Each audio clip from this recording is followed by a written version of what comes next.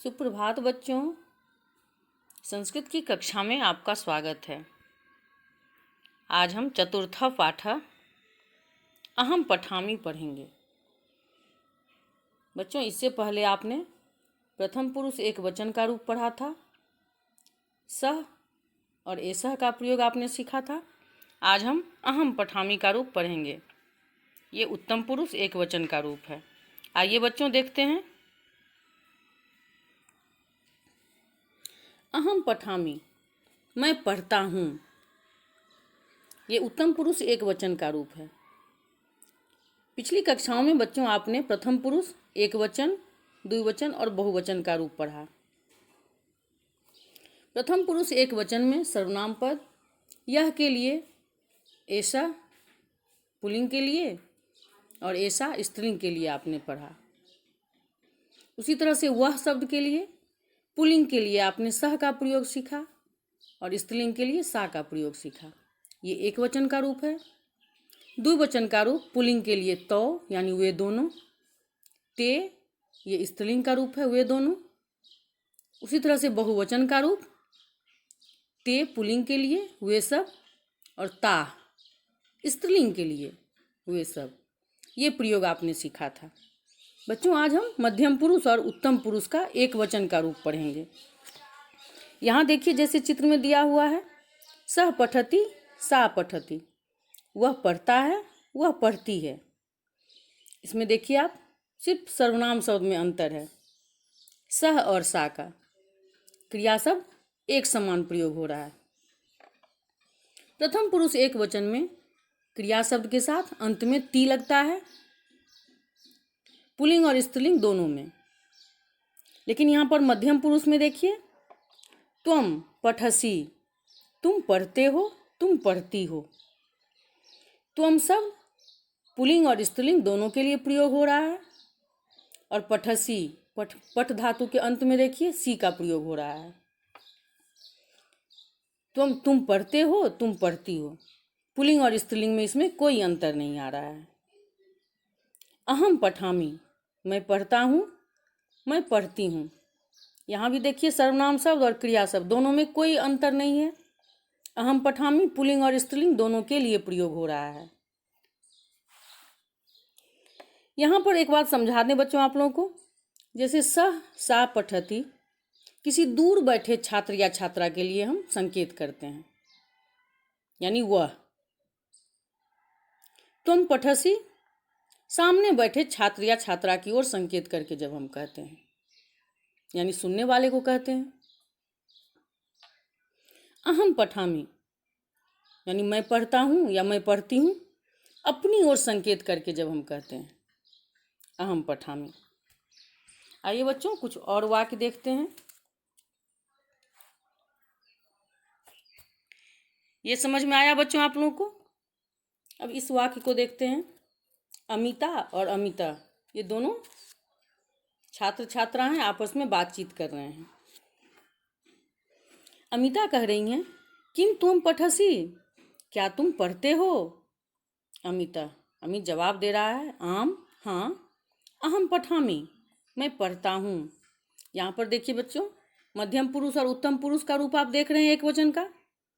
तुम के साथ पठसि यानी धातु के साथ अंत में सी का प्रयोग हो रहा है और उत्तम पुरुष एक वचन में क्रिया शब्द में देखिए आमी का प्रयोग हो रहा है।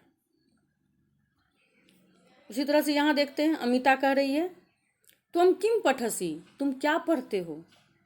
अमिता, अहम संस्कृतम पठामि, मैं संस्कृत पढ़ता हूँ।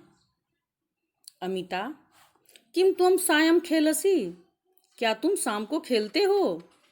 अमित जवाब देता है, आम हाँ, अहम सायं खेलामि, हाँ मैं शाम को खेलता हूँ।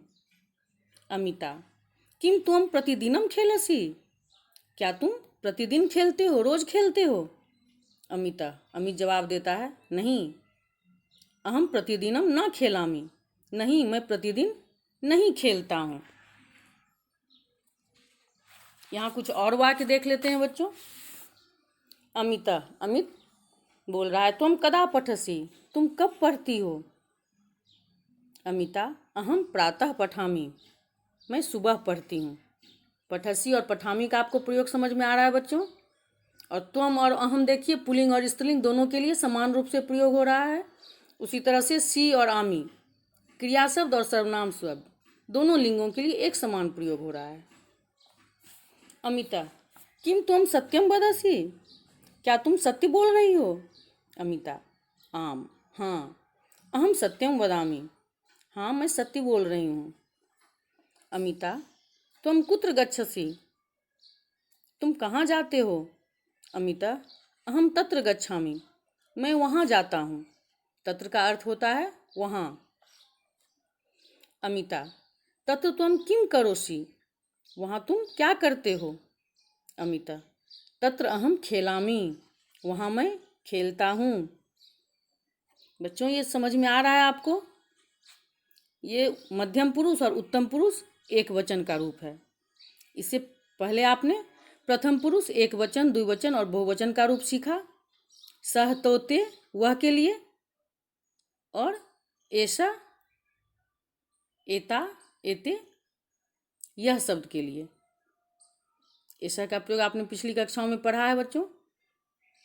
आज हम मध्यम पुरुष और उत्तम पुरुष एक वचन का रूप सीख रहे हैं।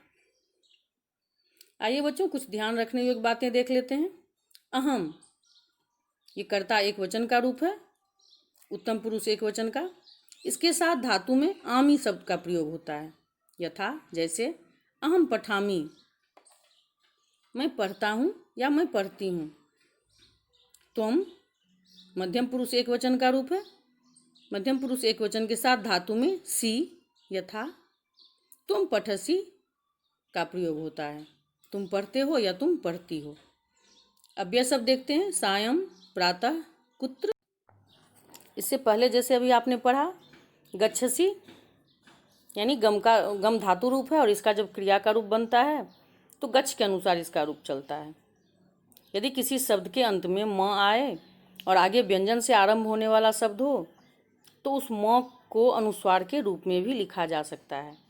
यथा त्वम पठसी, जैसे त्वम पठसी है, इसको हम त्वम अपनी पुस्तक में देखिए बच्चों, व के ऊपर हम अनुस्वार के रूप में भी प्रयोग कर सकते हैं। किंतु यदि आगे स्वर हो तो पदांत म का अनुस्वार नहीं होता है।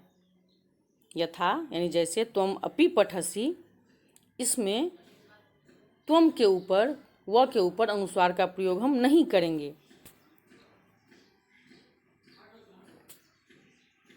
इसको आप पढ़ लेंगे बच्चों अच्छे से। अब यहाँ शब्दार्थ देखते हैं।